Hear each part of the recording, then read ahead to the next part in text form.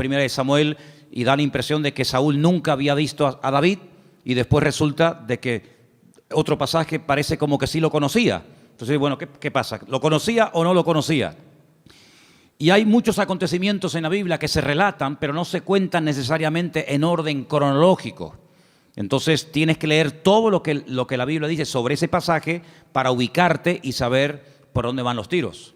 Hay un momento en el que uno de cada tribu, es decir, 12 personas, suben a la tierra de Canaán mientras el pueblo espera en el desierto. Dice que van a reconocer la tierra, si no van como espías. El espía no se deja ver, el espía no quiere que lo vean. Espías fueron lo que mandó Josué a la ciudad de Jericó previamente antes de atacarla, pero ellos no van escondidos, ellos van a cara descubierta. Ellos entran por las ciudades, van por los valles, cogen fruto de la tierra. Y cuando regresan, claro, el pueblo está esperando, subimos, no subimos, ¿cómo es la tierra? ¿Tiene ríos, no tiene ríos? ¿Es grande, está habitada? ¿Cómo es la tierra? El informe que trajeron fue terrible, terrible. Y de los 12 que fueron, 10 como que se pusieron de acuerdo, tú. 10 trajeron un informe tan negativo que a más de 1 millón y pico de personas los hundieron en la miseria. Dice que estuvieron toda la noche llorando. Qué pesimismo contagió a aquella gente al pueblo, ¿eh? Terrible, tremendo. ¿Sabes que ese día, se calcula, ¿no? Ese día era el Tisha B'Av, era el día 9 del mes Av.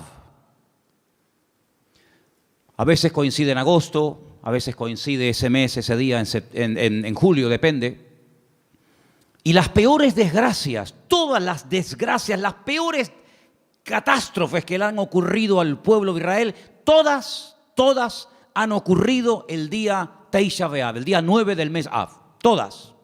La destrucción del primer templo, 9 de Av. La destrucción del segundo templo, 9 de Av. La expulsión por parte de los reyes católicos del pueblo de Israel de España, 9 de Av. La firma de la eliminación total y absoluta de los judíos en Europa a través del régimen del Tercer Reich nazi, el día 9 de Av, etcétera, etcétera, etcétera. Y es que ese día marcaron su destino. Lloraron sin causa y a lo largo de la historia el Señor les daría motivos para que lloraran con razón. El día 9 de Av. Por eso es un día triste, es un día en el que se esperan siempre todos los años en Israel que pueda ocurrir cualquier cosa. Y fíjense en el capítulo 1 del libro de Deuteronomio, a partir del versículo 26, cuando esta gente regresa, después de haber estado 40 días reconociendo el país, leemos. Sin embargo, no quisisteis subir, dice Moisés, no quisisteis subir. Antes fuisteis rebeldes al mandato del Señor vuestro Dios. Fíjate, no dice no quisisteis entrar, no, que lo podía haber dicho. Dice, no quisisteis subir. Había que subir de nivel espiritual para poder tomar posesión de la tierra del Señor. No quisisteis subir, no quisisteis madurar. Os habíais estancado, os habíais quedado acomodados a la vida del desierto. Y ahora hay que subir, amigo. Y no solamente en el sentido físico, sino también en el nivel espiritual, para tomar posesión y para alcanzar ciertas y determinadas alturas espirituales. Uno tiene que subir, uno tiene que crecer. Y si no subes y si no creces, te pierdes la bendición. Y dice la Biblia que no quisieron subir. Pero no solamente no quisieron subir, sino que en el versículo 27 dice, y murmurasteis en vuestras tiendas. No es que se negaron a decir, no queremos subir, aquí nos quedamos, sino que en las tiendas donde ellos vivían en el desierto, tuvieron toda la noche murmurando, hablando mal, quejándose, lamentándose. Y fíjate lo que llegaron a decir, cómo el Señor esas conversaciones, cómo el Señor escuchó e hizo que en su palabra quedara registrado parte de lo que murmuraban en las tiendas de campaña durante la noche. Mira lo que decían. El Señor nos aborrece. ¿Cómo? Porque el Señor nos aborrece, nos ha sacado de la tierra de Egipto para entregarnos en manos del amorreo para destruirnos. Mire, hermano, si Dios hubiera querido destruir a esta gente, no hacía falta sacarlos de Egipto. No hacía falta sacar a todo el pueblo de la esclavitud en Egipto, llevarlos por el desierto y subirlos a la tierra prometida, a la tierra que fluye leche y miel, para destruirlo. En el mismo Egipto podían haber sido aniquilados. Pero fíjate el concepto que ellos tienen de Dios. Y claro, según el concepto, según lo que ellos piensan de Dios, así hablan. De la abundancia del corazón, dice la Biblia, habla la boca. Como Dios nos aborrece, nos sacó de Egipto. ¿Así? Es decir, que Dios te sacó de Egipto porque te aborrece. ¿Eso es lo que tú crees? Y entonces, como nos aborrece, como nos odia, lo que quiere es ahora meternos en la tierra prometida, la tierra de Canaán, para que los habitantes de ese país, sobre todo los amorreos, nos destruyan y acaben con nosotros y con nuestras familias y con nuestros hijos y con nuestra vida. Y lo decían tan tranquilos y se quedaban tan panchos. Todos sabemos que esa noche, como acabo de decir, sellaron su destino y Dios dijo, ahora sí que no van a entrar, amigo. Ahora sí que no van a entrar. Van a entrar aquellos que dijisteis que no entrarían, que eran vuestros hijos.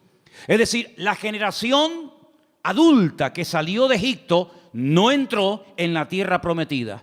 Dios levantó una nueva generación sin esos prejuicios, sin esas ideas equivocadas y distorsionadas de Dios, y esos fueron los que entraron, y estos que hablaron mal, y estos que murmuraron, todos cayeron en el desierto, uno detrás de otro, excepto aquellos que hablaron bien, Josué y Caleb. Ellos dos sobrevivieron, con más de 80 años, ambos entraron a la tierra prometida, la vieron, la disfrutaron, la habitaron y la conquistaron. Y posteriormente la repartieron, solamente ellos.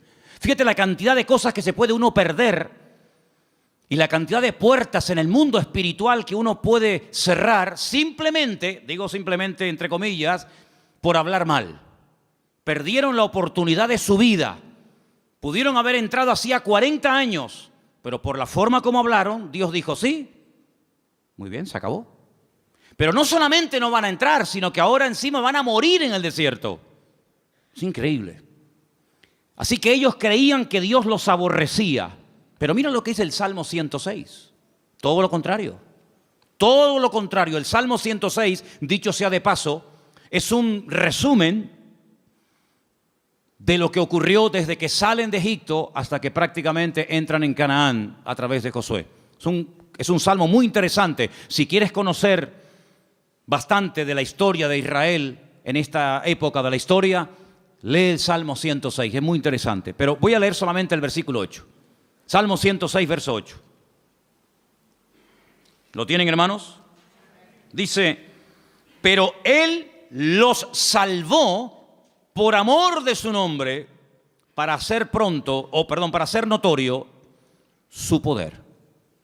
Si comparamos lo que dice Deuteronomio, y lo que decía el pueblo, y lo que el Señor dice a través del Salmo 106, no tiene nada que ver una cosa con otra. En un pasaje dice, Dios nos sacó de Egipto porque nos odia, porque nos aborrece y lo que quiere es aniquilarnos y destruirnos. Y el Salmo 106 lo que dice es que la razón principal por la cual el Señor sacó al pueblo de Israel de la esclavitud en Egipto es por amor. No porque los aborrecía, sino por amor. Yo pregunto, de las dos opiniones, la del pueblo y la de Dios, ¿cuál será la correcta? ¿Quién dijo la verdad? Evidentemente el Señor. ¿Quién se equivocó? ¿Quién habló mal? El pueblo. ¿Quién pagó las consecuencias de hablar mal? El pueblo. ¿Quién perdió la bendición? El pueblo. ¿Y tú crees que a nosotros no nos puede pasar hoy en día lo mismo?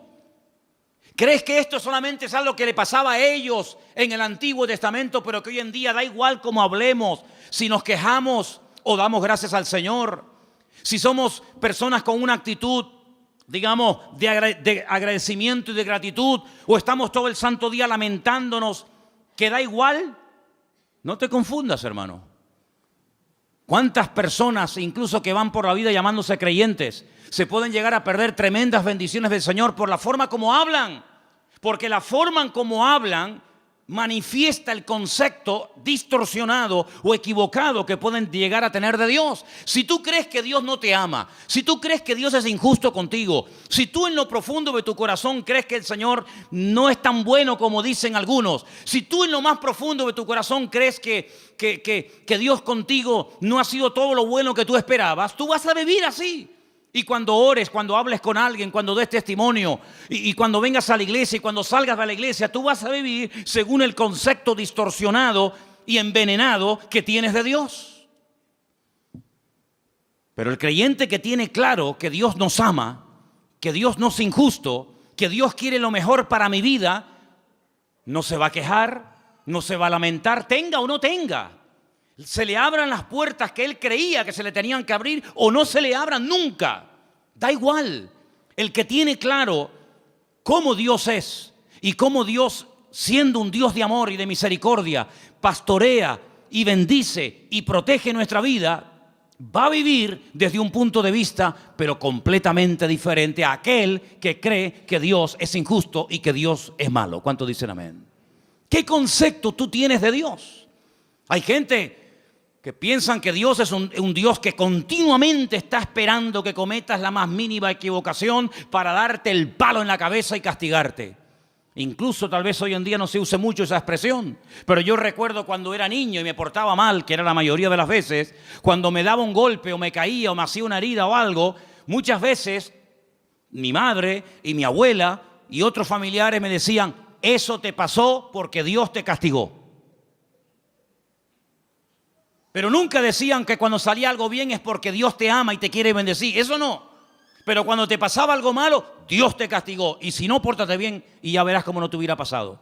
Porque es el concepto que mucha gente tiene de Dios. Que Dios está con el garrote en la mano esperando que cometas la más mínima equivocación para castigarte. Porque tienen el concepto de un Dios castigador. De un Dios vengativo. De un Dios que no pasa ni una. De un Dios que aquí te pillo y aquí te mato. Y así viven, asustados, amedrentados, tratando siempre de buscarse la vida, tratando siempre, ¿verdad?, de abrirse camino a ellos mismos, porque creen que ellos se pueden pastorear a sí mismos mejor que lo que Dios nos puede pastorear a nosotros. ¿Qué te parece, amigo?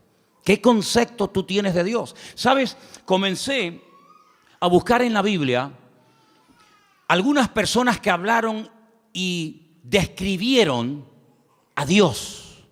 Y me quedé muy sorprendido, porque hay pasajes extraordinarios en la Biblia donde vemos el concepto que algunas personas tenían acerca de Dios. Y vamos ahora a hacer un viaje por el libro del profeta Daniel, libro que está lleno de declaraciones de personas, vamos a decir, no muy creyentes que digamos, pero que cuando les tocó hablar y describir la figura de Dios, nos quedamos con la boca abierta del concepto que ellos tenían de Dios. Vamos, por ejemplo, a Daniel, capítulo 2, a partir del verso 46.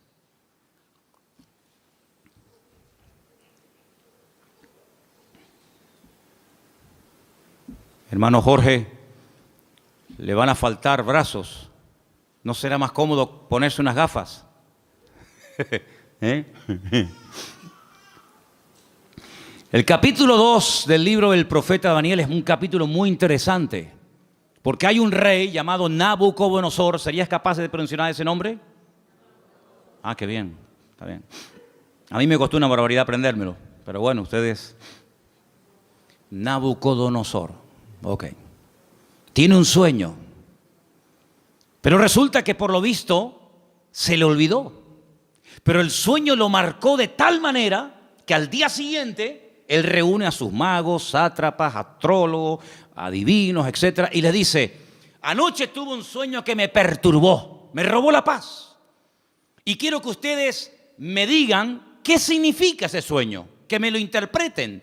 Y claro, todos los que estaban allí le dijeron, sí, oh rey, dinos, cuéntanos el sueño y nosotros te diremos lo que significa. Y le dice el rey, es que lo he olvidado. No me acuerdo lo que soñé. Así que lo que quiero es que me digan lo que soñé y a continuación me interpreten el sueño. Y si no me lo hacen, los condeno a muerte. Convertiré vuestra casa en un estercolero, en un muladar. descuartizaré a vuestros hijos. Y claro, aquello causó un caos en el palacio tremendo, porque incluso algunos le llegaron a decir, pero es que nunca, jamás se ha oído de un rey que pida que se le cuente el sueño que ha soñado y encima la interpretación. Y no había forma. Pero sin embargo, la Biblia dice que Daniel, junto con sus amigos, oraron y le pidieron al Señor que les mostrara qué sueño había tenido este hombre y qué significaba. Y efectivamente, el Señor, dice la Biblia, que le reveló a Daniel lo que el rey Nabucodonosor había soñado y lo que significaba. Y cuando llega Daniel a la presencia del rey Nabucodonosor, pues le dice, mira, lo que tú has dicho, ningún hombre te lo puede interpretar, nadie en esta vida, ni mago, ni astrólogo, ni sátrapa, ni adivino, jamás te lo podrá decir. Pero dice, pero hay un Dios en los cielos que revela los misterios a los hombres. Y en este caso Dios me ha escogido a mí para decirte que tú lo que soñaste es que vistes una estatua enorme de 4 materiales diferentes. Viste que la estatua tenía, o la imagen tenía una cabeza de oro. Ese eres tú, ese es tu imperio Babilonia. Pero luego después de ti se levantará otro imperio, y dice que vio el pecho y los brazos de plata, y le dice, serán el imperio de los medos persas que se unirán y formarán un segundo imperio. Pero caerá ese imperio con el paso del tiempo y se levantará un tercer imperio que será el de Alejandro Magno, los griegos, ¿verdad? Y por eso ve que el vientre y los muslos son de bronce, pero se levantará un cuarto imperio que hace referencia proféticamente al imperio romano y también en cierto sentido también un poco al reino del anticristo, representado por el hierro y por el barro, y le muestra que tiene 2 piernas y 10 dedos. Y claro, Nabucodonosor, cuando oye aquello, se queda sorprendido, porque dice, bueno, ¿y cómo este hombre puede saber lo que yo soñé? Esto es algo increíble, aunque no le dieran la interpretación. El simple hecho de que este hombre haya recibido el sueño que yo tuve, ya me deja con la boca abierta. Pero si encima me dice lo que esto significa, entonces ya esto es el máximo. Y efectivamente, el profeta Daniel se lo interpretó y le dijo, en fin, lo que iba a pasar a lo largo de la historia, los imperios, los que iban a caer, los que no iban a caer, quién iba a ser el primero, el segundo, el tercero, el cuarto, etcétera, etcétera. Y cuando termina de contarle el sueño con su correspondiente interpretación, en el capítulo 2, verso 46 del profeta Daniel, ahora habla al rey y dice, escucha, atento. Entonces el rey Nabucodonosor se postró sobre su rostro y se humilló ante Daniel. Esto es increíble. Y mandó que le ofreciesen presentes e incienso a Daniel. Y el rey habló a Daniel y le dijo, ciertamente el Dios vuestro es Dios de dioses y Señor de los reyes, y el que revela los misterios, pues pudiste revelar este misterio. ¿Cuántos dicen amén? Y ahí se da cuenta Nabucodonosor que el Dios de Daniel, que no es el suyo, dicho sea de paso, es un Dios superior. Es un Dios que es capaz de revelar cosas increíbles que ningún otro Dios en esta vida es capaz de hacerlo. Luego, el concepto que Nabucodonosor en ese momento tenía de Dios es un concepto elevadísimo. No hay otro Dios como el tuyo. Pero ustedes piensan que ese concepto, esa opinión buenísima que tenía del Dios de Daniel, hizo que este hombre cambiara radicalmente de la noche a la mañana. Nada que ver. Una cosa es que tú sepas lo que Dios es y lo que Dios hace, lo que Dios permite y lo que Dios prohíbe, y otra cosa es que tú actúes en consecuencia al conocimiento que tienes de Dios. Fíjate que Daniel le dice, agárrate a este detalle, la imagen tiene 4 materiales, oro, plata, bronce y hierro. ¿Qué es lo que ocurre? ¿Qué es lo que hace Nabucodonosor con esa interpretación? Dice, bueno, pues si los 4 materiales representan 4 imperios, yo lo que voy a hacer es ir en contra de lo que Dios ha revelado a través de este hombre, y voy a mandar a construir una imagen, una estatua enorme, curiosamente de 66 codos de alto y 6 codos de ancho, y la voy a mandar a hacer toda de oro, desde la cabeza hasta la planta de los pies, como diciendo, eso de que después de mí va a haber un imperio y después otro, de eso nada.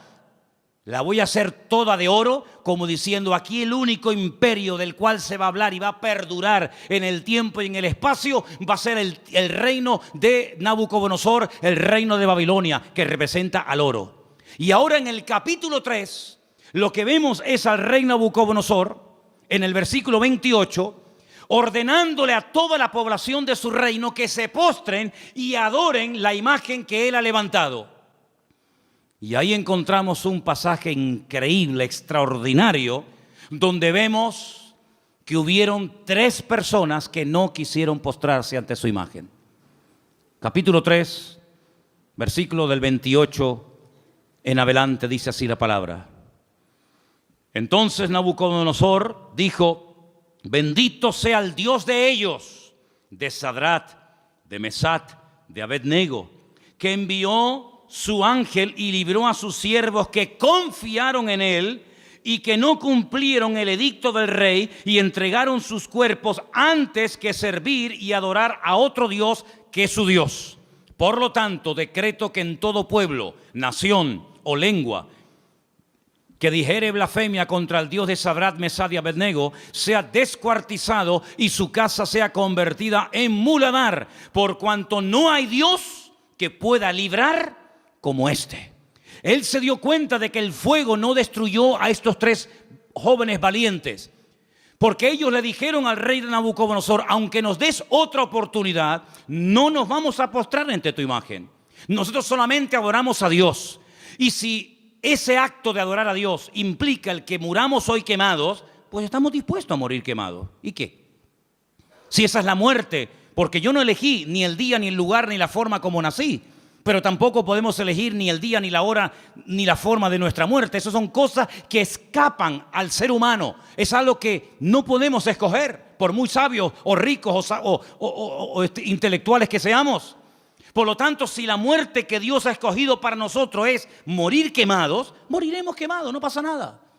Creemos que Dios nos puede librar del fuego, lo creemos, y nos puede librar de tu mano, lo creemos totalmente. Pero si no nos quiere librar el Señor, sino que Él hoy quiere que muramos y hasta aquí llegó nuestra vida, tampoco nos vamos a postrar. Y dice la Biblia que fueron lanzados, amarrados dentro del horno de fuego. Y lo que le sorprendió a Nabucodonosor es que no se quemaron, que no solamente había personas vivas dentro del horno, sino que había 4 personajes protegiendo el cuarto personaje a estos jóvenes. Y dice la Biblia que cuando salieron, ni el pelo de su cabeza se había quemado, ni sus ropas olían a humo. Y ante semejante milagro, ya van dos, la interpretación del sueño a través de Daniel, cómo Dios protege milagrosamente la vida de Sadrat, Mesad y Abednego, vuelve otra vez a reconocer que el Dios de esta gente es el Dios todopoderoso, un Dios superior al que Él tiene. Un Dios que es capaz de proteger de la muerte segura a unas personas porque confiaron en Él. Y ya van 2. Pero amados hermanos, lo que dice Nabucodonosor de Dios es tremendo. Es un Dios que salva, es un Dios que libra, es un Dios que protege, es un Dios superior, es Dios arriba, es Dios abajo. Algo increíble el concepto que Nabucodonosor tenía de Dios. Pero el concepto por sí mismo, el conocimiento por sí mismo no es suficiente. Después vamos a ver qué más hace falta. Seguimos en Daniel, capítulo 4. Este rey Nabucodonosor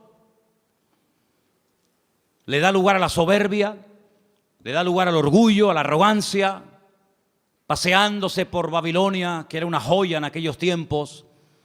Comienza a presumir de su ciudad, de sus jardines, de sus conquistas, de sus palacios. Y la Biblia nos enseña que este hombre entra en un periodo de locura totalmente. Pierde el sentido. Y la palabra de Dios dice que lo arrojan al monte. Vamos a leer en el versículo 33. En aquella hora se cumplió la palabra sobre Nabucodonosor. Fue echado de entre los hombres y comía hierba como los bueyes. Su cuerpo se mojaba con el rocío del cielo. y hasta que su pelo creció como plumas de águila y sus uñas como las de las aves. Mas al fin del tiempo yo, Nabucodonosor, alcé mis ojos al cielo y mi razón me fue devuelta y bendije al Altísimo y alabé y glorifiqué al que vive para siempre, cuyo dominio es sempiterno y su reino por todas las edades. Todos los habitantes de la tierra son considerados como nada, y Él hace según su voluntad en el ejército del cielo y en los habitantes de la tierra, y no hay quien detenga su mano y que alguien le diga: ¿qué haces?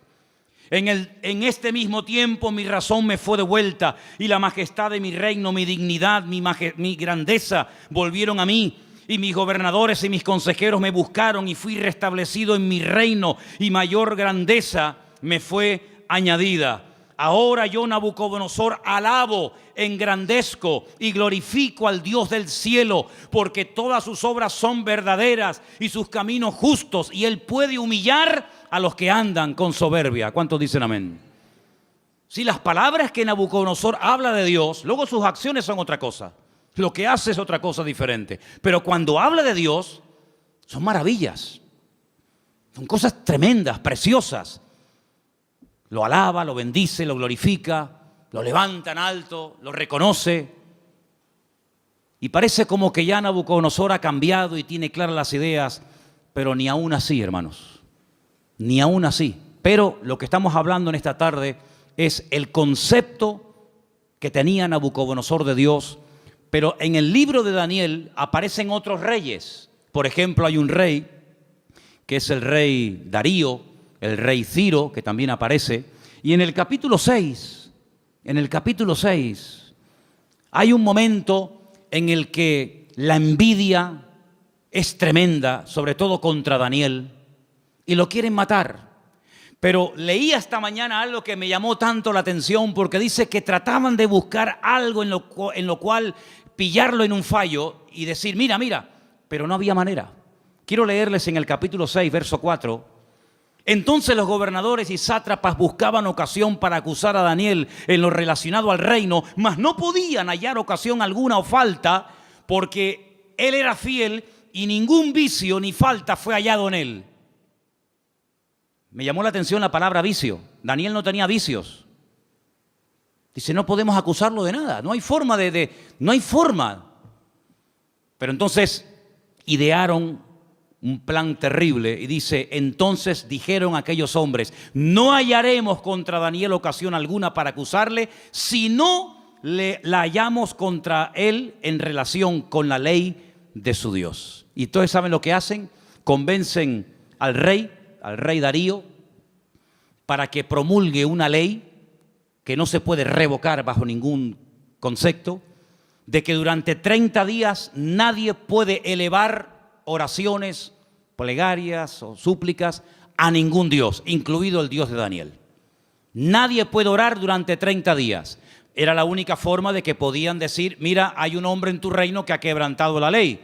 Porque nosotros como creyentes, y creo que lo tenemos claro, tenemos que cumplir las leyes de los países donde vivamos, siempre y cuando no vayan en contra de la palabra de Dios. ¿Cuántos dicen amén?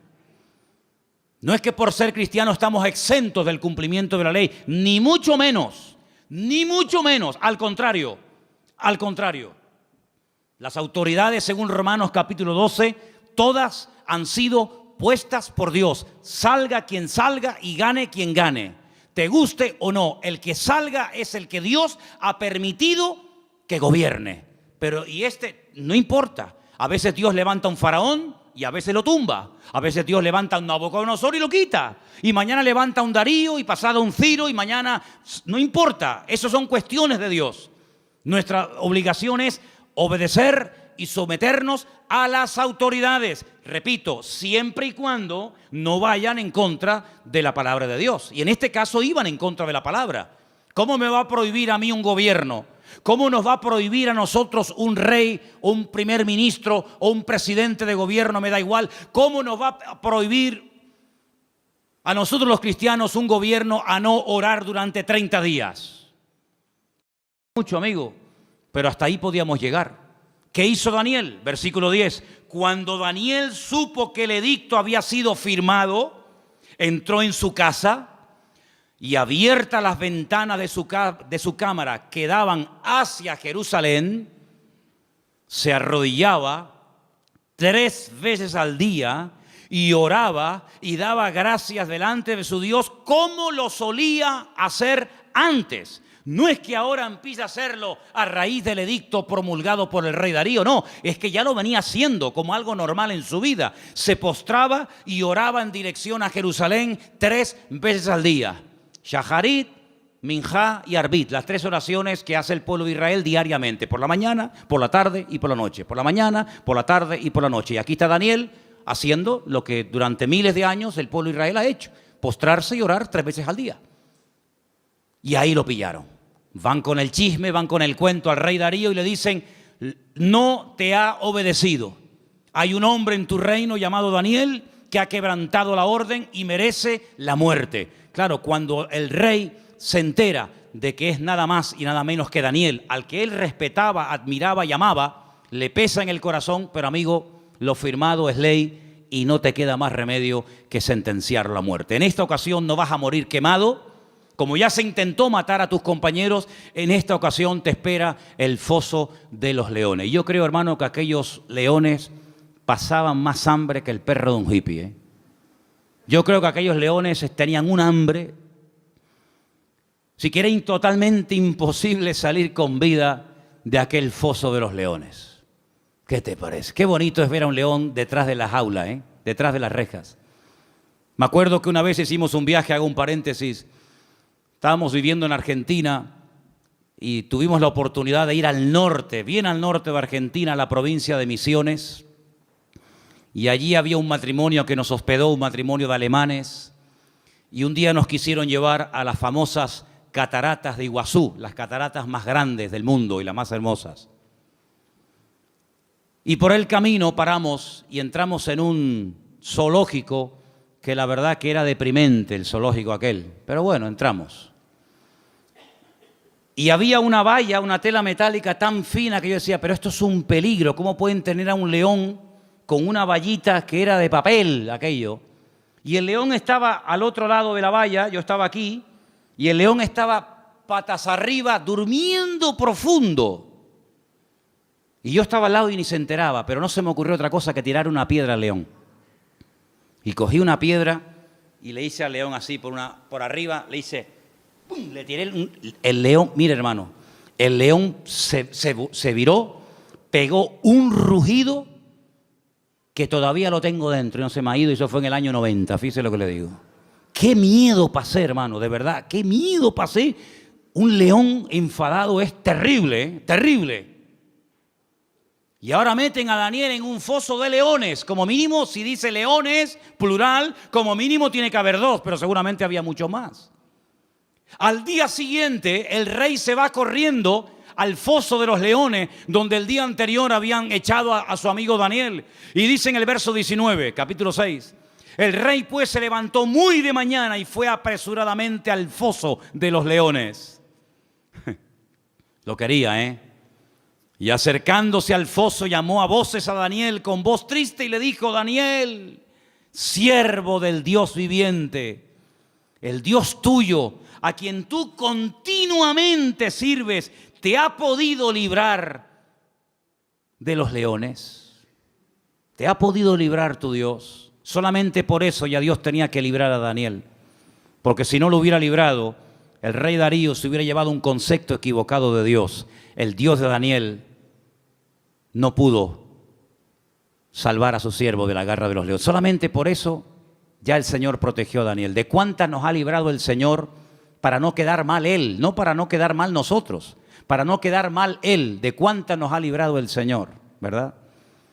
Y acercándose al foso lo llamó, ya lo hemos leído, versículo 21. Entonces Daniel respondió, dijo: oh rey, vive para siempre, mi Dios envió su ángel, el cual cerró la boca de los leones para que no me hicieran daño, porque ante él fui hallado inocente, y aún delante de ti, oh rey, no he hecho nada malo. Entonces se alegró el rey en gran manera a causa de él y mandó sacar a Daniel del foso. Y Daniel fue sacado del foso y ninguna lesión se halló en él porque había confiado en su Dios. Y el rey dio orden y fueron traídos aquellos hombres que habían acusado a Daniel y fueron echados en el foso de los leones ellos, sus hijos, sus mujeres, y aún no habían llegado al foso, al fondo del foso, cuando los leones se apoderaron de ellos y quebraron todos sus huesos. Entonces el rey Darío escribió a todos los pueblos, naciones y lenguas que habitaban en toda la tierra: paz os sea multiplicada. De parte mía es puesta esta ordenanza, que en todo el dominio de mi reino todos teman y tiemblen ante la presencia del Dios de Daniel. Escucha ahora el concepto elevadísimo que tenía Darío de Dios. Porque Él es Dios viviente. ¿Cuántos dicen amén? Permanece por todos los siglos. ¿Cuántos dicen amén? Su reino no será jamás destruido. Su dominio perdurará hasta el fin. Él salva. ¿Cuántos dicen amén? Él libra. Hace señales y maravillas en el cielo y en la tierra. Él ha librado a Daniel del poder de los leones. Y Daniel prosperó durante el reinado de Darío y durante el reinado de Ciro el persa. Fíjate qué concepto por aquel milagro, por aquella maravilla hecha por el Señor, proteger milagrosamente de la muerte, devorado por las fieras, por los leones a Daniel. Este hombre dice cosas tremendas que muchos cristianos cuestionan. Él dice: Dios salva, pero Dios libra, hace maravillas. Hay algunos cristianos que no creen que Dios hace maravillas. Hay algunos cristianos que incluso se han atrevido a publicar y a decir desde púlpitos y desde revistas y desde páginas web, etcétera, etcétera, que ya no existen milagros. Sin embargo, Darío no tenía ese concepto distorsionado de Dios. Darío decía: el Dios de Daniel salva, libra, hace señales en el cielo y en la tierra, protege, es un Dios todopoderoso. ¿Cuántos dicen amén? Si lo tenía Darío, ese concepto de Dios, ¿cuánto más tú y yo tenemos que tener ese concepto de nuestro Padre y de nuestro Dios? Todos estos pasajes que estamos viendo nos están descubriendo cómo es Dios a través de la óptica de, vamos a decir, de inconversos.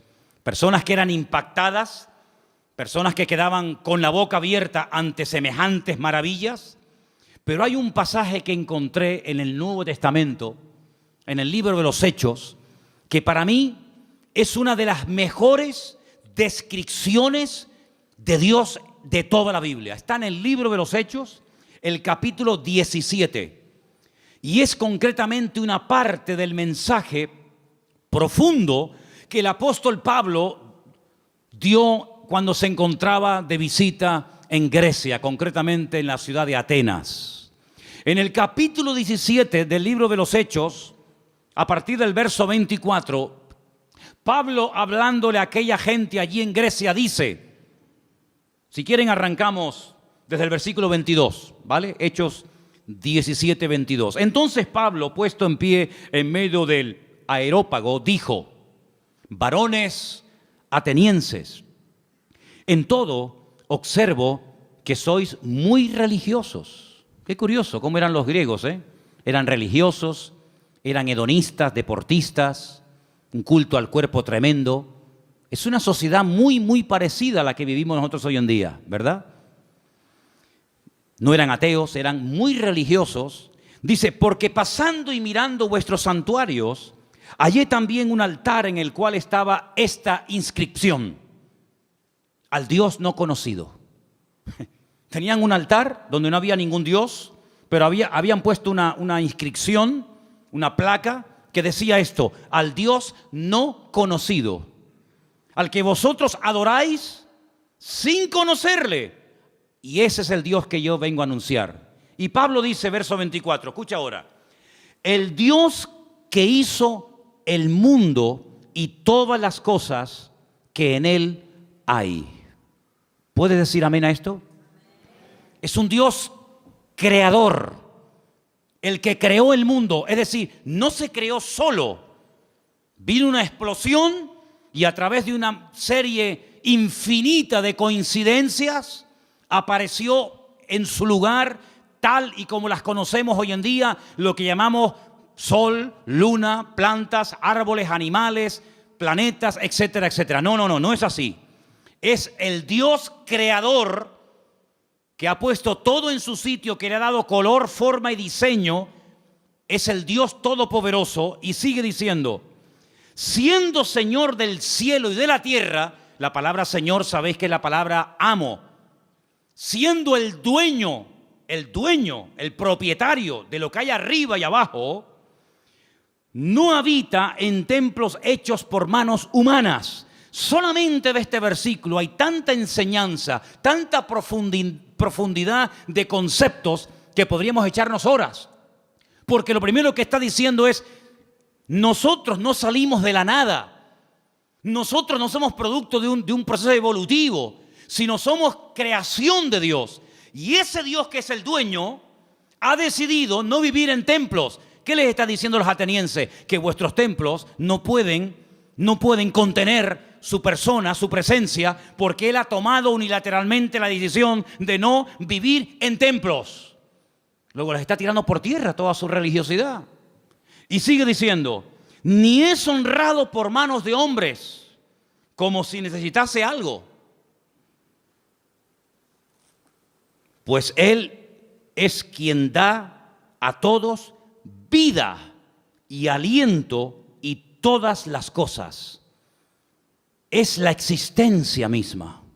Es el que hace que las cosas existan. Es el que transmite vida.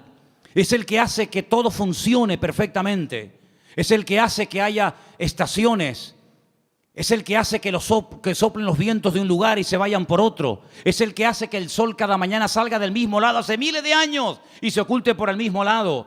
Es el que hace que la tierra gire siempre en la misma dirección y a la misma velocidad. No es un Dios que hoy en día dice, no, que no se mueva, ahora que se mueva. Es un Dios que tiene un control absoluto de la creación. No ha perdido el control. No se le ha vuelto en contra la creación. Él da vida. Y si Él no diera la vida, nada funcionaría. Porque el hombre puede alargar y puede cortar la vida, pero no puede crearla, no puede diseñarla. Y Él está hablando de un Dios que da la vida, un Dios que ha formado, un Dios que ha creado, etcétera, etcétera. Y sigue diciendo, de una sangre ha hecho todo el linaje de los hombres. Está hablando de Adán. De Él vienen todos, de Él venimos todos. Para que habiten sobre toda la faz de la tierra, y les ha prefijado el orden de los tiempos y los límites de su habitación. Esto es impresionante lo que está diciendo Pablo aquí. Él es el que ha dado límite, ha puesto tiempos. ¿Cuánto tiene que vivir un elefante? ¿Cuánto tiene que vivir un loro? ¿Cuánto tiene que vivir el hombre? ¿Cuánto tiene que vivir? Él ha puesto límites, Él ha puesto tiempos. No es algo que siempre ha existido, como decía Aristóteles, que esto siempre ha existido, la eternidad del universo. No, el universo no es eterno. Tiene un principio y tendrá un fin. Y no solamente eso, sino que ha puesto límites, fronteras, que no tiene que ver con murallas, ni con rejas, ni con alambre de púas. Pero Él, desde el libro del Génesis, le dijo a cada nación y a cada pueblo, a las 70 que había en aquel momento, de la cual salieron todas las que existen hoy en día, dónde tenían que vivir cada nación y cada pueblo. Y lo he dicho infinidad de ocasiones, cada vez que un pueblo ha querido ir más allá del territorio que en el principio el eterno creador del universo y de la tierra le dio a los seres humanos, ha habido problemas. Y cuando los del norte quieren apropiarse de los del sur, y cuando los europeos quieren apropiarse de un continente, y cuando los de este continente quieren saltar a otro, se produce un caos, se produce un desorden, porque Dios estableció dónde tenían que vivir los pueblos. Y dotó al ser humano de unas características para vivir en el sur que no dotó a ese ser humano para vivir en el norte o viceversa. Y Dios lo que está haciendo es poner en orden el mundo, así como puso el sol aquí, no allá, aquí lo puso. Y así como puso la tierra en este lugar y no la puso en la otra punta de la galaxia, Dios ha puesto a los hombres donde Él ha querido y como Él ha querido. Porque es un Dios que controla y ordena la creación, y el hombre siempre tratando de alterar el orden de Dice, para que busquen a Dios, si en alguna manera palpando puedan hallarle, aunque ciertamente no está lejos de cada uno de vosotros. Porque en Él vivimos y nos movemos y somos. Eso es increíble, ese concepto. En Él vivimos, nos movemos y somos, como algunos de vuestros propios poetas también han dicho, porque linaje suyo somos. Siendo pues linaje de Dios, no debemos pensar que la divinidad sea semejante a oro, plata, piedra, esculturas de arte, imágenes de hombre. Pero Dios, escucha, Dios, habiendo pasado por alto los tiempos de esta ignorancia, ahora manda a todos los hombres en todo lugar que se arrepientan. A todos, absolutamente a todos. Por cuanto ha establecido un día, por el cual juzgará al mundo con justicia, por aquel varón a quien designó, está hablando del Señor Jesús, dando fe a todos con haberle levantado de los muertos. Y ahí ya se rompió la armonía, porque cuando oyeron de lo de la resurrección, eso era algo que no les cabía en la cabeza, y ahí le dijeron, bueno, ya te escucharemos en otra ocasión, en otro día, en otro momento. El concepto que Pablo tenía de Dios era un concepto no distorsionado, no equivocado ni envenenado, sino era un concepto correcto y exacto. Y la pregunta que tenemos que volver a hacer nosotros en el día de hoy, ¿qué concepto tenemos nosotros de Dios? ¿Cómo tratamos a Dios? Muchas veces le decimos a Dios cómo nos tiene que tratar a nosotros. Pero la pregunta es, ¿cómo estamos nosotros tratando a Dios?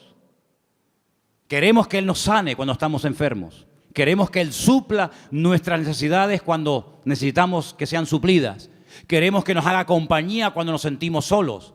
Queremos que nos dé trabajo cuando nos falta. Queremos que nuestros hijos estén sanos y robustos y con trabajos y bien. Todo eso está bien claro. Pero la pregunta es, ¿cómo tú estás tratando a Dios? Algunos ni se lo han planteado. Algunos viven en una ignorancia tan grande que lo único que le preocupa es el aquí y el ahora.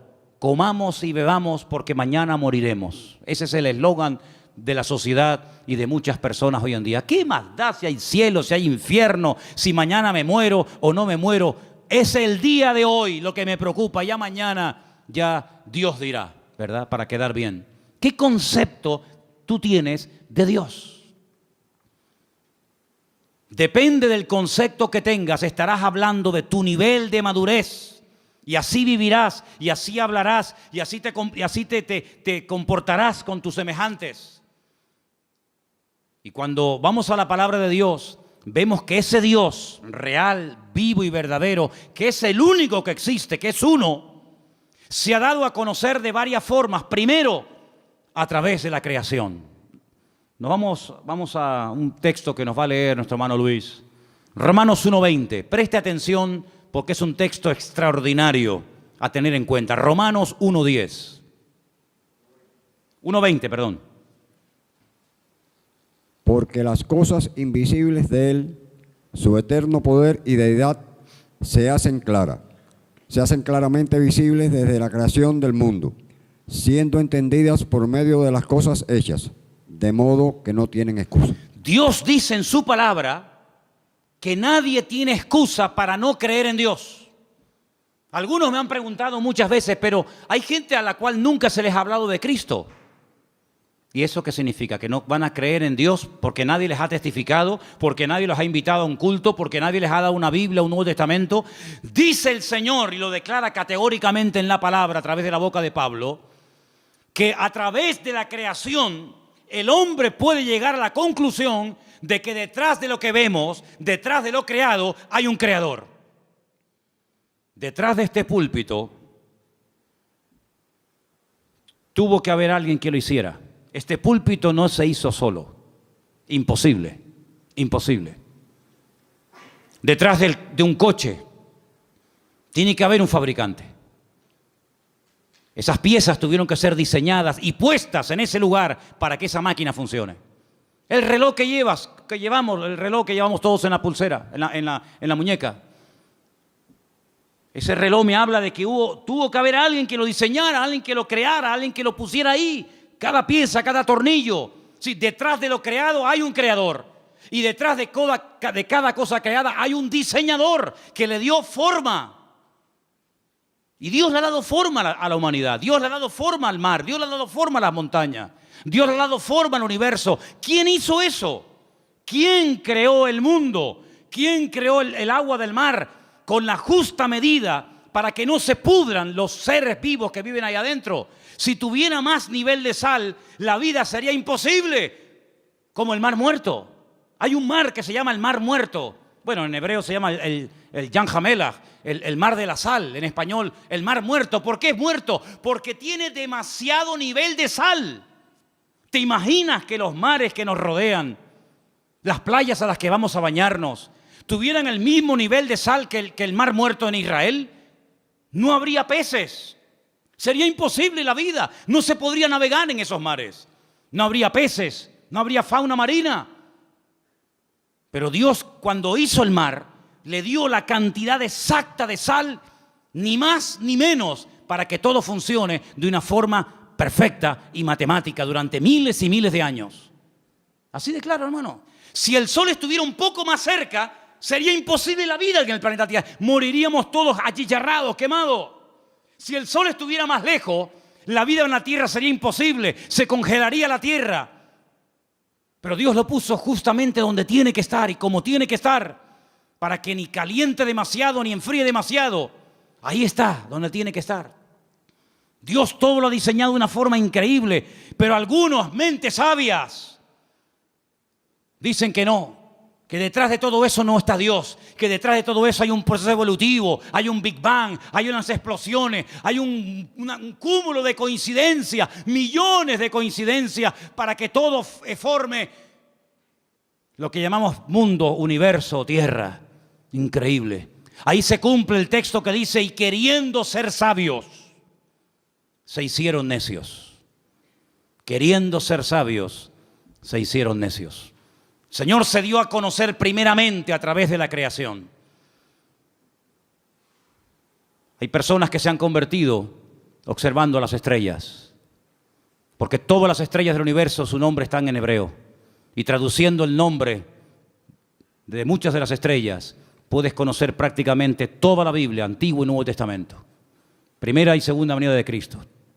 Ya sé que no es un método que hoy en día utiliza el Señor, pero hubo durante muchas generaciones y siglos, un sistema que le permitía al hombre leer, descifrar el mensaje de Dios en las estrellas. De ahí que el diablo después se levantara y creara o inventara la famosa astrología, tratando de manipular el universo, ¿verdad? Y tratando de decirle al hombre que esta estrella o aquella o la otra ejercía una influencia mejor o mayor o positiva o negativa sobre el carácter, la personalidad de la gente. Y de ahí viene todo el sistema de horóscopos y toda esa historia. Pero hubo un momento en la historia en el que los hombres sabían interpretar y leer las estrellas. Y los magos de Oriente vinieron a Belén guiados por una estrella, no por una, sino por su estrella. Y se dieron cuenta de que las estrellas se habían alineado. Y cuando interpretaron y vieron Betulá y vieron Ari y vieron todas las estrellas, ellos dijeron: ha nacido el Mesías. Porque ellos supieron leer el mensaje, cosa que hoy en día pues ni se puede ver ni se puede interpretar. Y hay otro momento en el que Dios utilizó otro sistema. Y dice la Biblia en Hebreos, que también lo vamos a leer ahora, que Dios habló muchas veces, muchas formas y maneras distintas. Pero ahora ya ha hablado ya de la última forma que iba a hablar. Y quiero que escuchen este versículo. Es el último que vamos a leer. En Hebreos capítulo 1, a partir del versículo 1 en adelante, dice así: Dios, habiendo hablado muchas veces y de muchas maneras en otro tiempo a los padres por los profetas, en esos postreros días nos ha hablado por el Hijo, a quien constituyó heredero de todo, y por quien asimismo hizo el universo, el cual, siendo el resplandor de su gloria y la imagen misma de su sustancia, y quien sustenta todas las cosas con la palabra de su poder, habiendo efectuado la purificación de nuestros pecados por medio de sí mismo, se sentó a la diestra de la majestad en las alturas, hecho tanto superior a los ángeles, cuando heredó más excelente nombre que ellos. Si Dios habló muchas veces y de muchas formas diferentes, dice en el pasado, dice, pero en los últimos tiempos Dios decidió hablar ya contundente y claramente, y lo hizo a través del Señor Jesús, a través de su amado Hijo. Eso es lo que dice la palabra. Así que si no te sirve la creación, Dios se reveló en su palabra. Si no te gusta leer la Biblia o no la conoces, Dios te habló a través de Jesús. Pero no hay excusa, no hay ninguna excusa. Dios no va a decir, ¿y qué hacemos con este al cual nadie le predicó? Todo el mundo tendrá su oportunidad de una manera u otra. Eso no nos exime de la responsabilidad de predicar el Evangelio, evidentemente. Pero les puedo asegurar, amados hermanos, que el Señor no ha dejado su persona sin testimonio. Él ha dado testimonio de su existencia. Él ha dado testimonio de su poder. Él ha dado testimonio de que esto no es producto de la casualidad, sino es producto de la mano poderosa de Dios. ¿Cuántos dicen amén? Y para más INRI, si quieres creer en Dios, mírate a ti mismo. Mírate tú, porque viéndote a ti, no me queda más remedio que creer en Dios. Alguien le dijo una vez a una persona, demuéstrame que Dios existe. Dice, mírate a ti mismo. Viéndote a ti, tengo que reconocer que Dios tiene que existir. Porque ¿de dónde saliste tú? No de mis padres, y los tuyos, y tus padres, y de los suyos, y ellos. Y cuando seguimos hacia atrás, llegamos a un momento en el que nos damos cuenta de que la humanidad no es algo eterno, que siempre ha existido de eternidad a eternidad, sino que hubo un punto de partida, hubo un primer habitante, como habrá un último. Y de generación en generación, el hombre mirando hacia sí mismo puede ver el diseño perfecto de su cuerpo, cómo todo funciona con una armonía extraordinaria. Y todo eso nos habla de un diseñador, de un creador y de un Dios todopoderoso. Ahora, el que no quiere creer, ni viendo milagros va a creer. Ni viendo milagros va a creer, porque los milagros no se hacen para que la gente crea, sino que se hacen como evidencia de la manifestación del poder de Dios. Y quiero solamente recordarles que la lectura que se leyó esta tarde estaba basada en el libro de Esdras, ¿verdad? Capítulo 9. Cuando ellos vuelven del cautiverio en Babilonia, gracias al Señor, después de 70 años, llegan a Babilonia, llegan a Jerusalén, con la intención de hoy empezar de cero, reconstruir la ciudad, inaugurar otra vez el templo, y bueno, hacer las cosas ahora bien. Y le llega la noticia al sacerdote Esdras y le dicen, tenemos que comentarte algo, aquí hay un problema muy grave y muy serio. A ver qué pasa. Resulta que los que han venido del cautiverio, muchos se casaron con mujeres inconversas, con paganas, con idólatras, y cuando han llegado aquí, se han unido a las mujeres del país y se han mezclado. Cuando oye esto, Esdras dice que se arrancó los pelos de la barba, se arrancó los pelos de la cabeza, se rasgó las vestiduras, se cubrió de polvo y ceniza, se tiró al suelo, empezó a suplicar misericordia y clemencia y piedad del Señor, porque dijo, otra vez, ¿qué creéis que este momento, este alivio momentáneo que el Señor nos ha dado, este pequeño remanente que somos en el día de hoy, es porque somos buenos y nos lo hemos merecido? No, ha sido por la misericordia del Señor. Pero ¿cómo volvéis otra vez a hacer lo mismo que hacíamos hace 70 años? Desobedecer al Señor. Es decir, el concepto que Esdras tenía de Dios era muy claro. Él sabía que el pecado trae consecuencias. El pecado se perdona siempre que hay arrepentimiento, siempre, no te quepa la menor duda. Pero en algunas ocasiones, no todas, pero en algunas ocasiones el pecado, la desobediencia, el desorden trae consecuencias a corto y a largo plazo. Y este hombre se pone a orar, todo el capítulo 9, léanlo, es una maravilla. Todo el capítulo 9 de Esdras es una oración enorme, donde este hombre dice, no habéis aprendido del pasado. Volvéis otra vez a cometer lo mismo que hace 70 años atrás. ¿No os dais cuenta que esta fue una de las causas por las cuales fuimos atacados y destruidos y humillados? ¿No os dais cuenta del precio elevadísimo que se tuvo que pagar por haber desobedecido al Señor? Volvéis otra vez a las andadas. Pero ¿saben qué, hermanos? Somos así. ¿Cuántos vuelven al vómito otra vez? ¿Cuántos están un tiempo tranquilos, libres, en paz, bendecidos, y cuando te das cuenta, otra vez volvió a las andadas? Como el pueblo de Israel, exactamente igual al que muchos lo critican y lo cuestionan, pero el corazón del ser humano es el mismo. Da igual si es judío, si es gentil, si es americano, si es europeo, da igual. No terminamos de aprender, no terminamos de interiorizar la gran verdad de que Dios es un Dios santo. Y Dios lo que ha hecho y diseñado con el tema del pecado es algo que al que no tiene un concepto claro de Dios, medio que lo confunde. Y os voy a explicar muy rápidamente esto. Como no la consecuencia, sino la sentencia sobre el pecado no es inmediata. El hombre cree que como yo he pecado, he desobedecido, no he hecho la voluntad de Dios y aparentemente no me ha pasado nada, pues eso quiere decir de que lo puedo volver a hacer. Pero es que Dios lo ha diseñado así. Y fíjate qué astuto y qué malo es el enemigo, que cuando quiso tentar a Eva, le dijo: ¿qué es lo que Dios os ha dicho? Que no podemos comer, porque el día, subrayo, el día que comamos, moriremos. Satanás le dijo: no morirás. Ella comió y no murió.